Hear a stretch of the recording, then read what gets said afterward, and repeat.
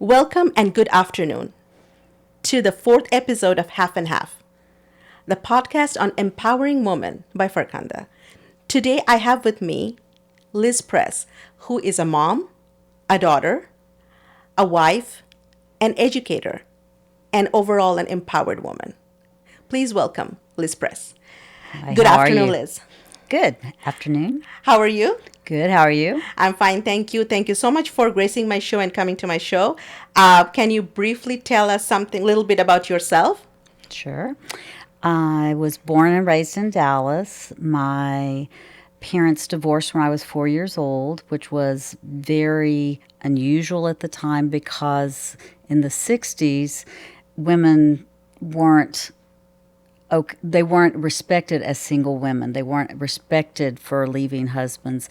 But my mom did it for me. She showed lots of strength knowing that this was the first time it had ever happened in her family or anyone she knew. And it was for my health that she left my dad. So we lived together and grew up together in a way. And when I turned 18, both my mom and dad remarried. And then I went to live with my dad and went to college while living with him. Interesting, I was always going to be a teacher because as an only child, I loved children and wanted to be around children. But in high school, I had a bad experience with a geometry teacher where I felt like I didn't understand math. And so I didn't want to do anything math related.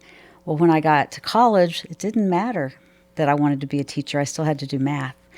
Got an amazing teacher who made me love math so much. I thought, I'm not going to be a teacher. I'm going to go into business where I can use math all day, all long.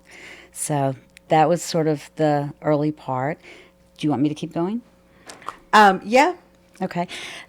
Uh, Married out of college and had two beautiful children. Unfortunately, my husband had issues like bipolar, and my father died in 1999, and it was a wake up call to life is short. You never know what's going to happen.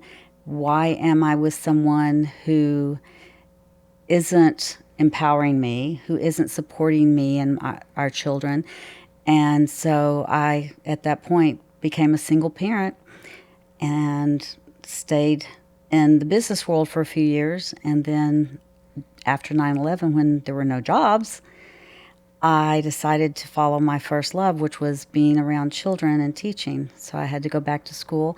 And thankfully, with the support of two strong women, my mother and stepmother, and two jobs, I was able to go back and get my alternative certification and start teaching.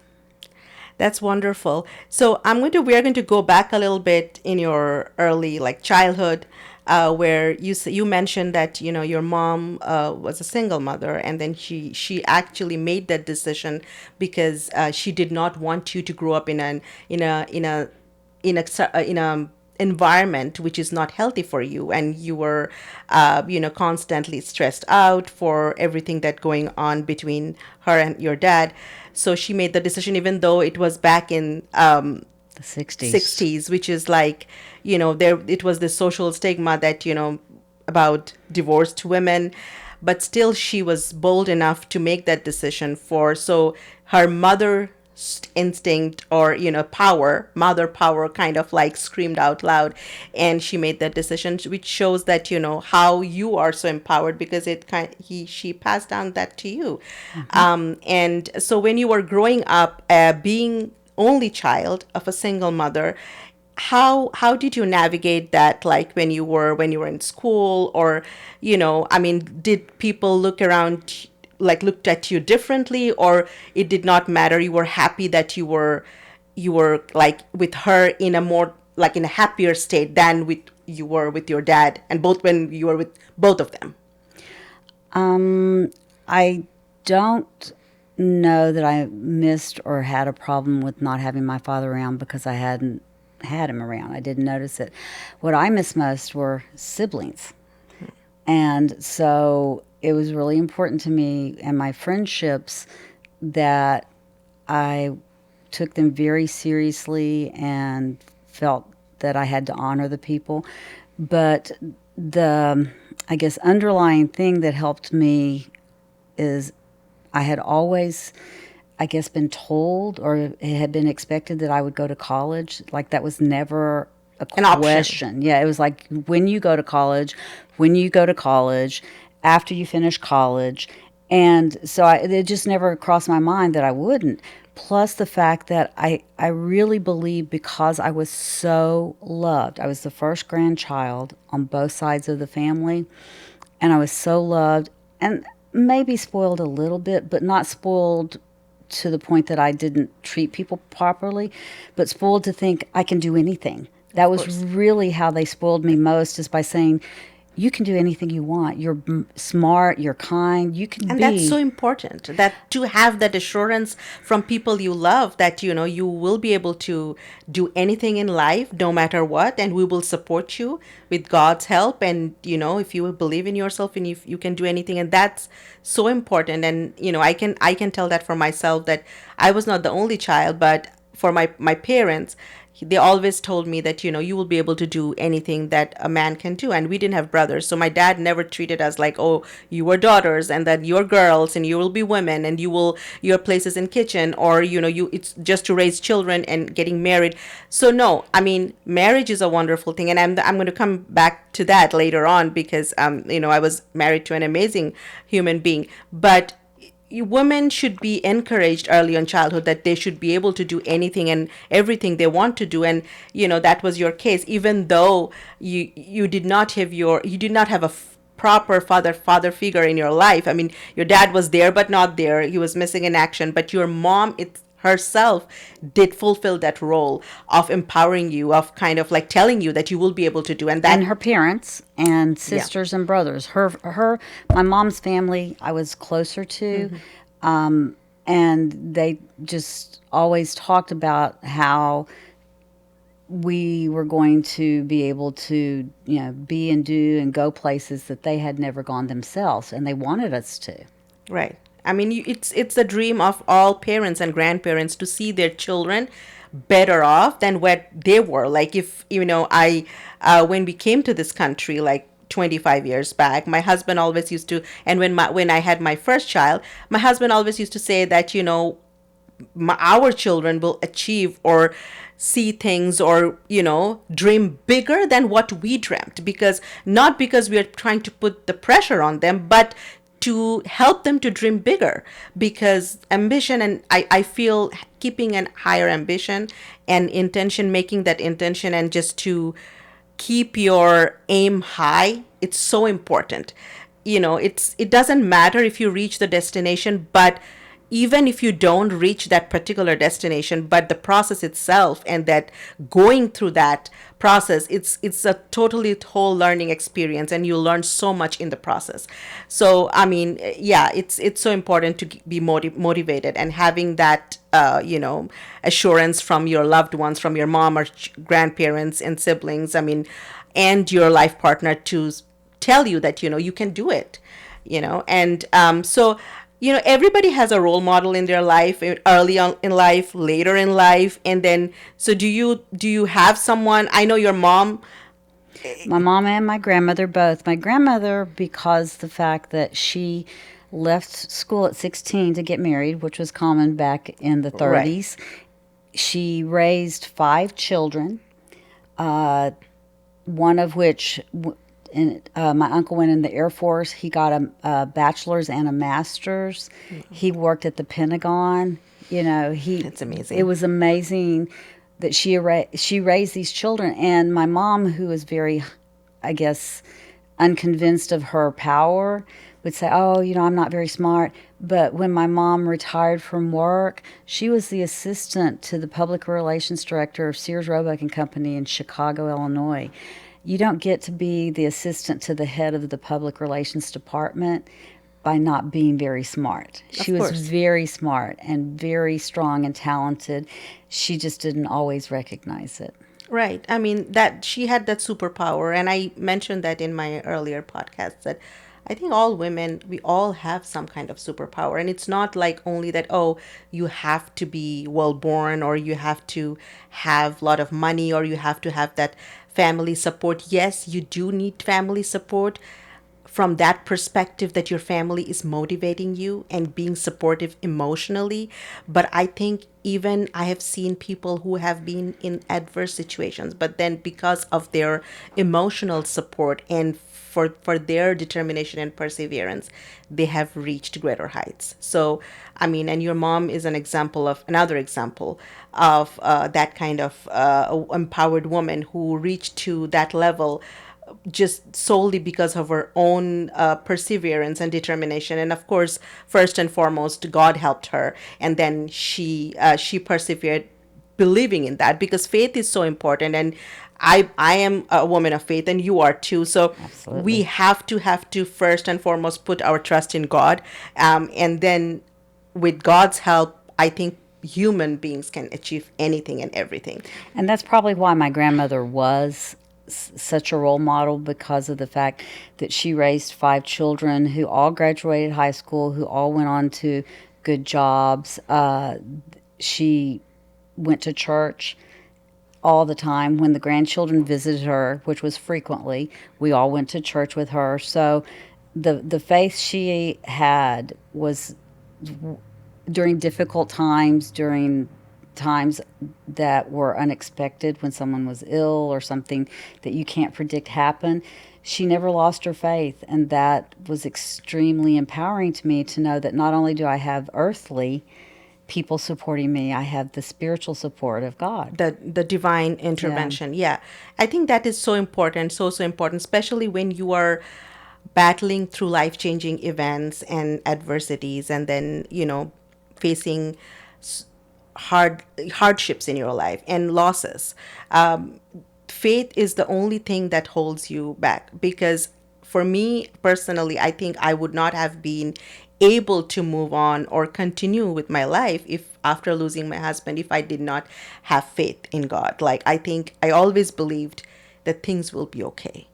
He is in a better place, and God is looking at us. He will always take care of us, and I think that is so important.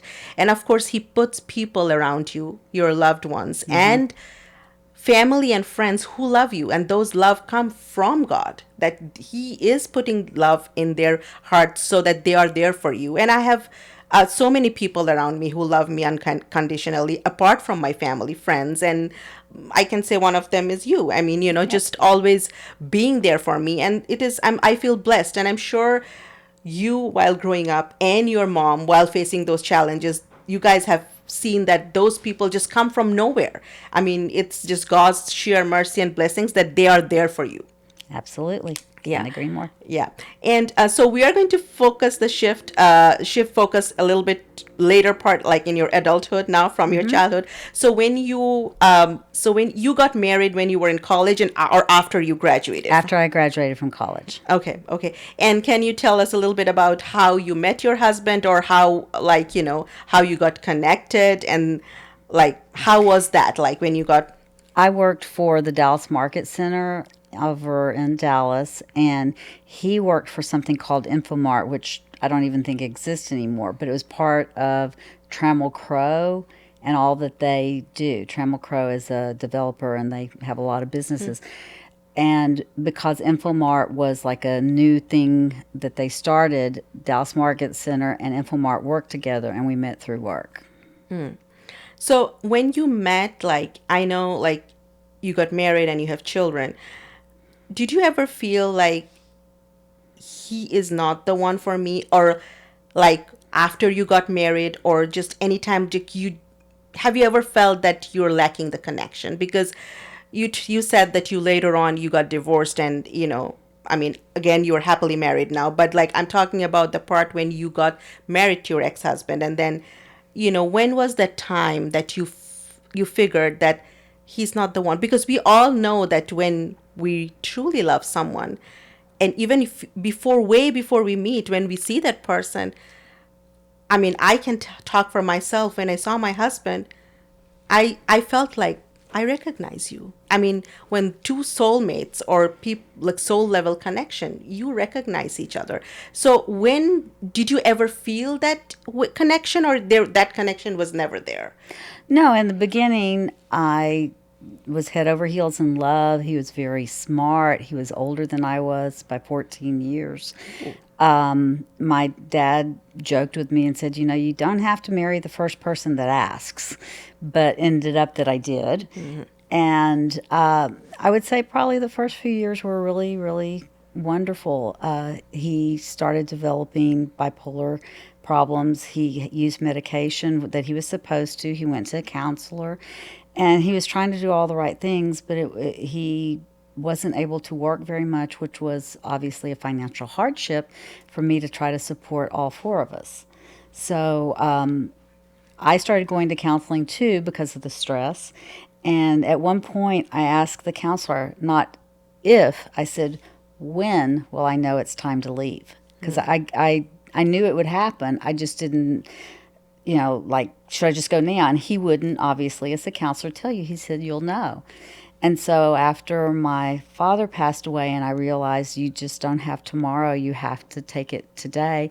And the fact that I had someone that wasn't really my partner. He wasn't helping me. He wasn't being a dad. He wasn't doing anything financially. He was not contributing to the family in any way. And it also scared me that my children, two boys, would think that this is how a man is to treat a It is woman. okay to be like that. That's Yes. they will learn that from their dad. And Yeah. so once my dad passed away, it was like an epiphany. It's like, I can't be here. I can't do this. Not for me, not for my children.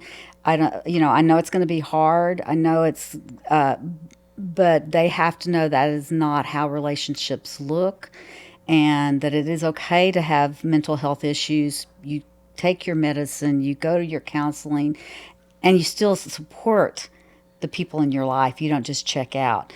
So that was my motivation. And my stepmother and my mother, again, were the ones who helped me to find place to Empowered woman in live. your life. Oh, Yeah. both amazingly, yes.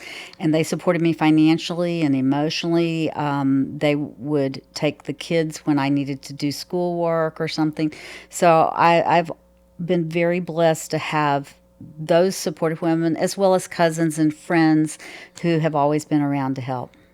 Right, right. Yeah, I mean, that's such a huge step to take and a bold move. Like, I mean, divorce is, I mean, as much as it happens these days, and it is almost becoming normal, but it is really hard whenever and to whoever it happens. And this is not something that you, when you get married, you feel like you will stay with that man forever, and you will have a family, your children will, you will have grandchildren together. But when things fall apart and then things look differently later on, it's very hard to accept it at first. And then when you accept it, to make that decision that no, it's not okay to be in this kind of abusive relationship. It's better for me and my children to move on or move out and give them a better life to have, because as you just mentioned, that life is only one. I mean, God gave you one life, and then you what and he gave you that opportunity. It's your call to make the best use of it. And no matter how hard the circumstances get. And that's what it goes like. When I lost my husband, I was feeling like, it's the end of the world. But again, I cannot say that, because it was God's decision first and foremost. And then I have children, I have beautiful children, and I have things like so many great things to do to achieve in life, that you have to move on and you have to make the best of the circumstances. And you did that. And being, just, I feel like everyone should do it, but I think women in general have that extra power, extra superpower to just navigate through challenges, like the challenges that people would think, or at one point you will feel like, how did I do it? If you look back at those time, and you might be thinking that, how did I do it? Because I feel like that sometimes, that how was I able to move on? How did I do those? But you did it. And I don't think you always have a choice. yeah. Failure and what that represented wasn't acceptable to me. There was no guarantees that I was going to achieve what I wanted, but it was guaranteed I wouldn't achieve if I didn't try. Right. Right. So you have to give a try. You have to try with the belief that you will be achieving it. There is that bright light at the end of the tunnel. And I think it's you, Liz, who told me after like few months after I lost my husband and when went back to work, you said that, there is that, you have to believe that there is that bright light at the end of the tunnel. And I always, I tell that to other people who are going through losses and difficulties at times. And as I mentioned, that great people and people who love me always gave me that, those life lessons, those advice, and then those quotes that kind of kept me going. First I gave all the credit to God and then my family, but after that my friends and people like you all, that who said that. So I always feel in the morning, early in the morning, and when I wake up and my heart is heavy, I feel like, no, there things are going good, there things are will be fine, and there is that bright light at the end of the tunnel.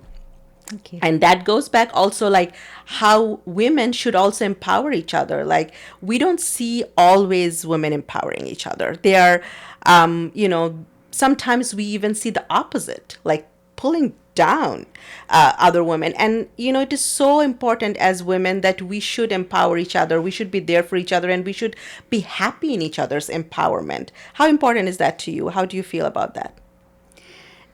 I'm not sure exactly what way I would say that I come from it, but it's like, if I can't bring joy into someone's life and they can't bring joy into my life, then they don't need to be in my life.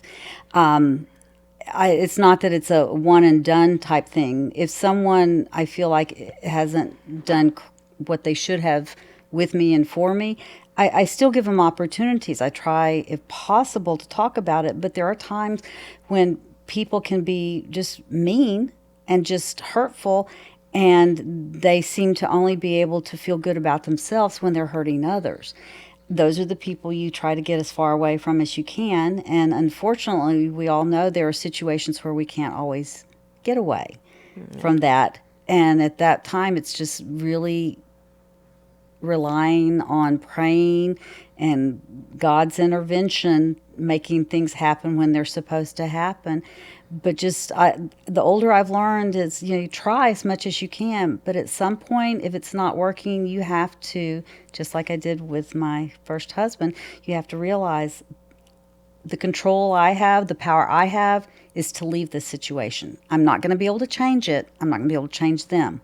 What I can change is my participation in it. Right, right. And it's I think very important to acknowledge that and make the right choice. And then, not all everybody gets to make the right decision, but if we are able to do that, and then if we have people in life that who are helping us to do that, that's wonderful. And it's a blessing that I had those kind of people. You had your mom and your grandma, and like, who always helped you and motivated you and made you, like, you who instilled that value or that concept that it's not okay to be just to settle down. I think that's so important to know as a woman, that most of the time doesn't matter which country, religion, ethnicity, faith you're from, but I think women are taught in it back in 1920s until now, like, you can settle down. And I think it's not okay. I mean, now people are getting more aware, and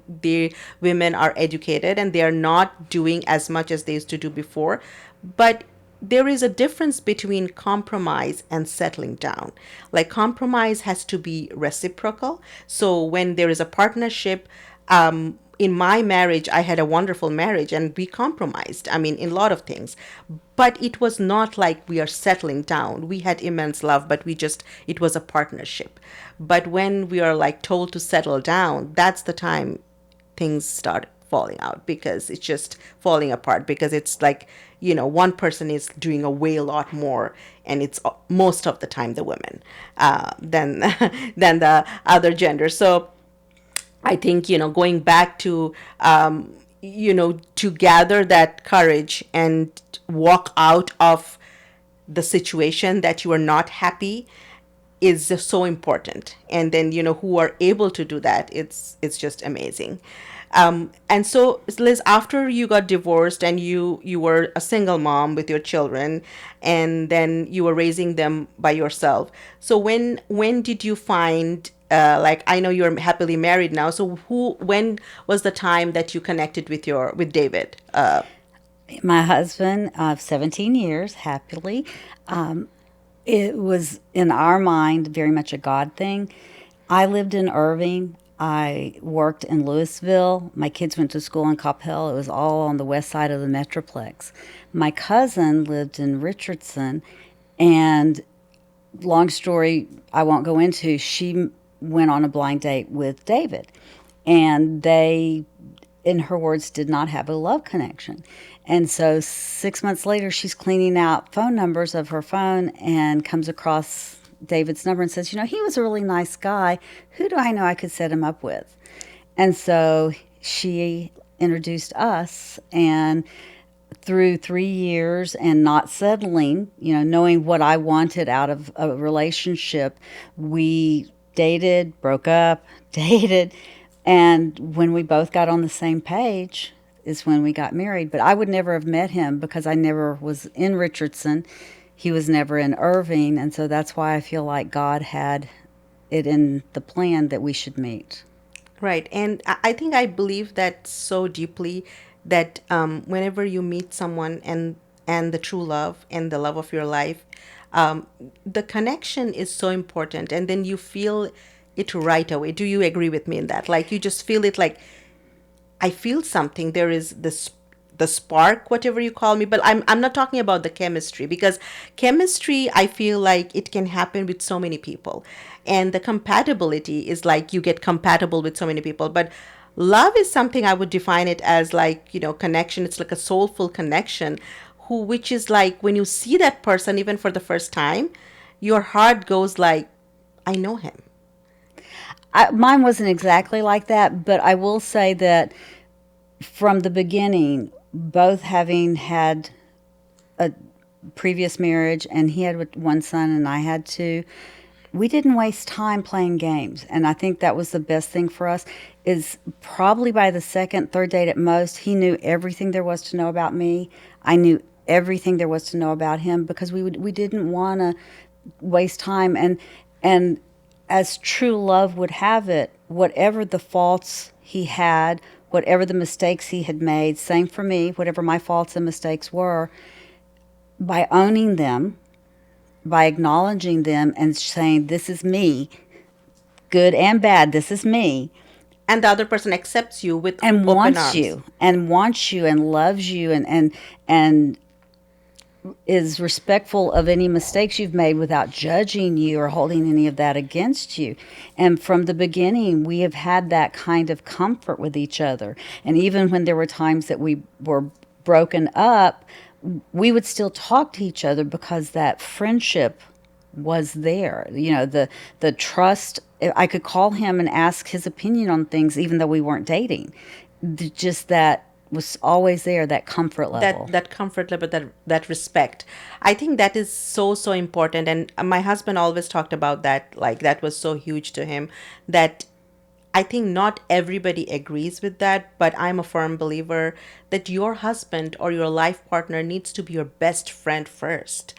And some people, especially the older generations, would say, I already have a best friend. Why would I need best friend in my husband? But he's your life partner or she is your life partner, and you guys need to be best friends. You need to be doing things that make both of you happy, not just one person happy. And you can do things, and then compromise comes in that part where you give in. Sometimes you don't like stuff but you still do. Like for example, I can say that I never liked skydiving, or I never liked those thrill rides, but I still did it with him because he loved it and he wanted me to do with him.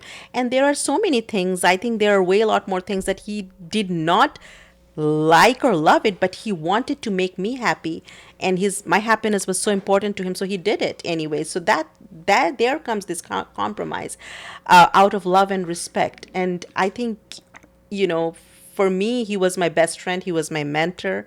We were like true partners in all aspects. And of course, the foundation was love.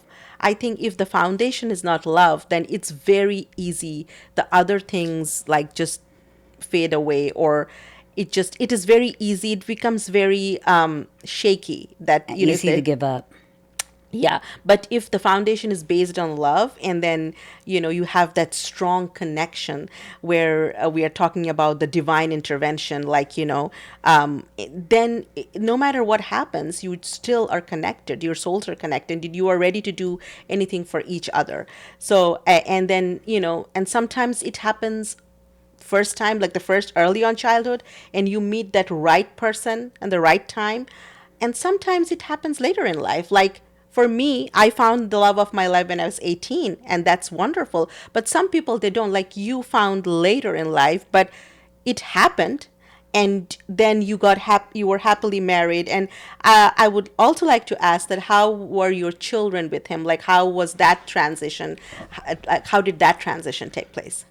My oldest son, and he bonded very quickly. I can't really tell you why. I think it's because my husband has been self employed, so that means he's smart, he is strong, he is thoughtful. You don't find people who don't like him, if that makes sense. It's like everywhere he goes, people He's a love lovable him. person. Yes, and my son saw that, and my husband, before he was my husband even, was always very supportive of him going into the military. And when he was in West Point, he would call like every other day, my husband, mind you, not me, and say, I'm going to quit today. And my husband would say, if you think you need to, I'll support you. But can you just wait till tomorrow and see if you still feel the same way? Just overnight, let's just get through the night. And my son was able to graduate from West Point, and if it weren't for my husband, he wouldn't have. And he trusted my husband to, every time he said he wanted to come home, David would say, I'll buy you a ticket. It wasn't demanding he stay there. It wasn't any of that. It was just, think about it. I'm here for you. Whatever happens is okay. And that's how they were able to bond. That's amazing. Do you think that because they did not have a strong, like, father figure, or father, like, their own father was not that strong, or like a role model to them, it was even easier for them to see David as a father figure, because David was that kind of person who was a loving father, who was like kind of like a fulfilling a role of a loving father, and also very supportive and strong. Right. There were no, you have to do this for me to love you, or if you don't do this, you must not love me. There were no ifs. If you do this, then you do. If you do this, then you don't. There was never a condition. It was the unconditional love, and that's what worked for my oldest son. My younger son was a senior in high school, and there really was not a relationship, not probably until 5 or 6 years later. And he admitted to us when my oldest son got married that the best thing we did is make him move out of the house because he wasn't going to school full time and he wasn't working full time. And we didn't care what he did, but whatever he did, he had to do full time. He had to be committed to it.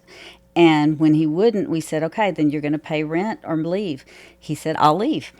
And he told us later, he said, if you hadn't done that, I'd still be sitting in the bedroom playing video games, delivering pizza. And now, fortunately, he works for a big investment company. He's gone up in the ranks. He's won sales contests. And he told us, he said, if y'all hadn't pushed me, I wouldn't be here. So it's knowing when maybe to push and when not to push. But he eventually got to where there's a relationship. Right. So I think it is very like, I mean, initially you were a single mom, and then you were raising them alone. And then later, David came in your life, and he was the right guy who actually helped you also navigate your children's, like, pathways, and how they can be. So it's so important, because when you make decision as a single mother, like, you don't have anybody to discuss with.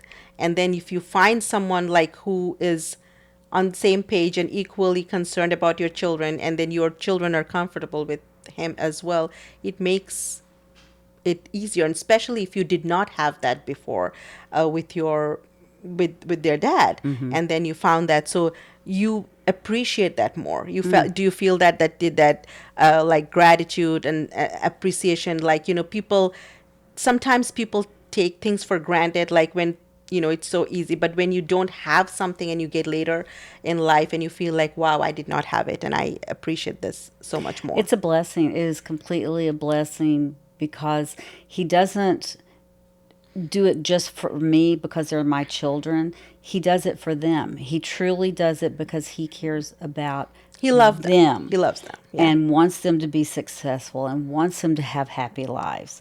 He went 17 years before he remarried from his first marriage. I went 8 years. So neither one of us rushed into something. And I think we both had really explored what wasn't right the first time to make sure that the second time was completely different. And I'm blessed in the sense that when we had a friend in this week from out of town, he's like, "Man, you have done amazing things with this man. He's just such an amazing guy. Always was, but you've done. He's even more amazing." So others recognize that I've brought happiness to him, and whereas my friends and family recognize how much he's brought to me. Right. It's vice versa. Like when two people make each other so happy, that's love. And I can testify on that because, for me and my husband, when we were together, we did not need anybody. Like, we did not need any friends. We did not need anybody. We were just so sufficient for each other. And I think that works for everyone who loves for their true love, like when you guys are so compatible and you make each other so happy that you really don't need anybody. You are like in that happy space with your spouse or with your life partner. And Liz, like talking about him, like how loving and caring he is, and he supported you and your children with like unconditional love. And you mentioned that he recently faced a loss. I mean, he lost his child few months back, and it might. I mean, I'm sure it is. It is. I mean, I cannot even imagine. It's just the worst thing that any person can face in their life. How hard it is for him, and how hard it is for you to help him, to be there for him. Like, I know it's like it's kind of like your turn to be there for him, or like how did you guys both navigate or navigating through that emotional battle or loss? Well, I've mentioned mental health before, and I'm going to mention it again because I think it's a huge thing that isn't addressed enough. My stepson had suffered from bipolar for a long time. He chose not to take prescribed medication. Instead, he self medicated with drugs like marijuana and cocaine and whatever else I'm sure he could get his hands on. But at some point last year, the demons became too big and he took his own life. And there you can't be prepared. Even though you know you have a child that is making bad decisions, unhealthy decisions, you can't be prepared for that. And it's easy for us to say, oh, but we're here to help him and he has this and he has this. When you're in that situation, you don't see all that. And I've read recently where someone said something about there's no way for us to know the pain that they are in, and that the taking of their own life isn't about us. It was to end his pain. It had nothing to do with us or anything that we had or hadn't done. Other than crying together a lot, trying to remember the positives and the good things, it's really just lots and lots of prayer. I mean, an amazing amount of prayer. Just get me through this day. Help me say the right thing, do the right thing. Because sometimes you can have a good intention, but what you say may not be the right thing.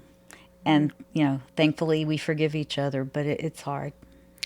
Yeah, I mean, loss and grief is something that it hits you in waves, and I mean, even though I cannot speak for him, but facing a loss, a huge loss, of like where losing my husband was so huge, and I think when you lose someone who you love so much, that void is always there. And I mean, I cannot even imagine like losing a child, but loss in general and grief of such magnanimity, it's like you never overcome it. I feel like, when I lost my husband, and you said, as you just mentioned, that people who love you and care for you, they are there for you and they want to say the right things, but sometimes the person who is facing the grief, they might not like it because you don't know the storm that is there in their heart going on. Like, I used to feel sometimes that why people are saying those things and why other people are okay. I lost my husband, but it's not their loss, it's my loss, but they are trying to be empathetic or sympathetic with me because they love me. And I have to understand that. But at some point, when you are drowned in grief, you can't think straight. And even after 3 years, I feel like sometimes the grief hits me so badly, and I feel like I'm not feeling like talking to anybody, or I will just be myself. I'll just, and it's okay. But, there are people who understand me and don't judge me. And as you said, that, it's so hard to handle, and you never overcome a loss. I feel like it is, people say that, time heals everything, and I don't agree with that, because I don't think time heals a loss or a grief, or it just, with time, you can manage your pain better.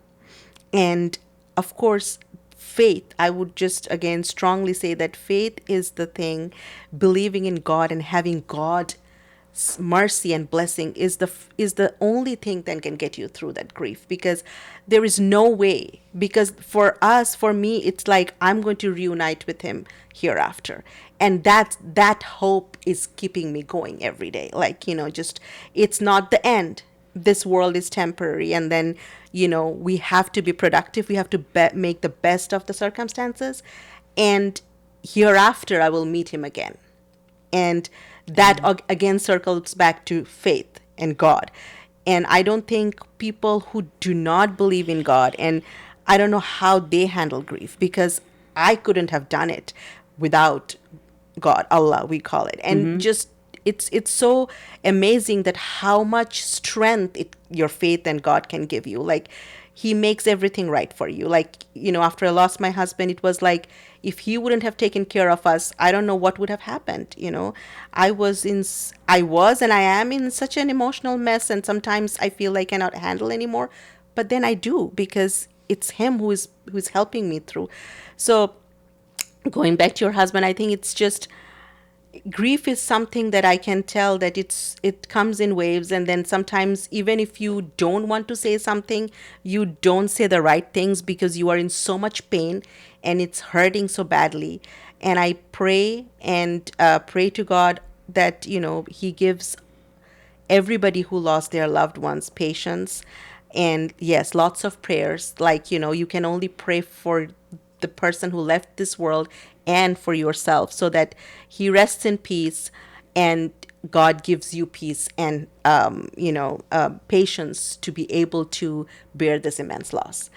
And it's not easy. The person who faces the loss is the hardest, but as you are helping him to, you know be go through that, come out of it, or like just manage his grief, I think it's equally harder. Like, it's equally hard for those people around you who are helping the person who lost loved ones. Because for me, I was facing the grief and loss, but I think my parents, my friends, I mean, of course, my children, they lost their dad, but the people who were helping me get through that, it was equally challenging for them too, because they didn't know what to do, and they had all the best intention.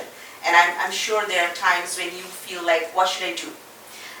Absolutely. I can't feel the pain he feels, but I can know that I have to just let him know I'm But I there. can know And I that love I him. have If to he just can let him think of know something, I'm I can do, there I'll do it. and I But love him. And if he can sometimes think of all we something, can do I is can be do, there I'll for do each it. other.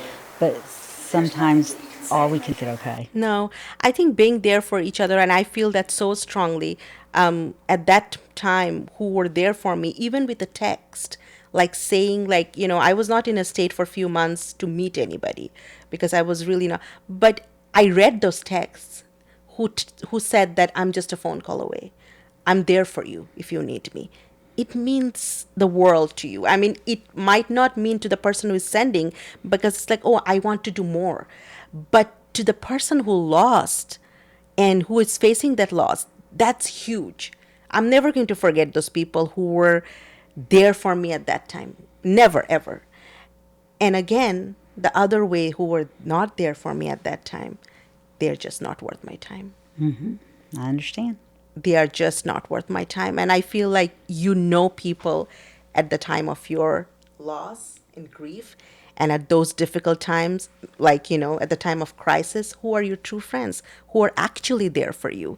And I saw the true faces. I mean, I'm so grateful and blessed to people who were there for me, and those who are not at that time. I feel like, it's God's way of saying that they're not worth your time. Just let them go. Because we have a limited amount of time and we don't want to waste it. Right. And if you ask your husband, I'm sure, and you have seen, I think you have seen same things, like who are actually there for you at the time of grief and loss and who are not there for you, and you can make the decision. But, handling grief in general is not easy for the person who lost or the people who are helping the person who have lost someone. So, my prayers and for both you and your husband, and may God make everything easy for you guys. Thank you. Thank you. And Liz, we are almost coming to the end of the show. Okay. So, we have talked about how, like, from your like early in childhood, like how your mom, like, being an empowered woman, like raised another empowered woman, and then later on in life you face so much challenges, and then right now where you stand, you are a successful mother and a wife, and you were Grandmother. a former educator. And I mean, those who don't know, Liz is an amazing teacher. Like, I worked with her a few years, and she makes everybody's life so much better, and she did make my life so much better when I Thank was you. working with her. Liz, to all the young girls out there, do you have any special message that you want to give out? Absolutely. I appreciate the opportunity to do this. The main thing that I would recommend is that know your own self worth. Know that whatever you want to achieve doesn't have to meet other people's expectations.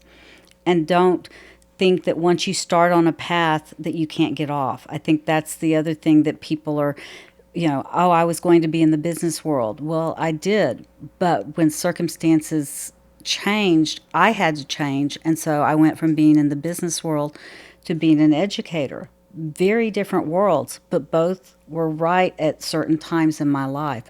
It's okay to start down one path and change. Have faith in yourself, surround yourself with people who have faith in you and support you, and don't let the naysayers or the negative people stay in your bubble or your circle.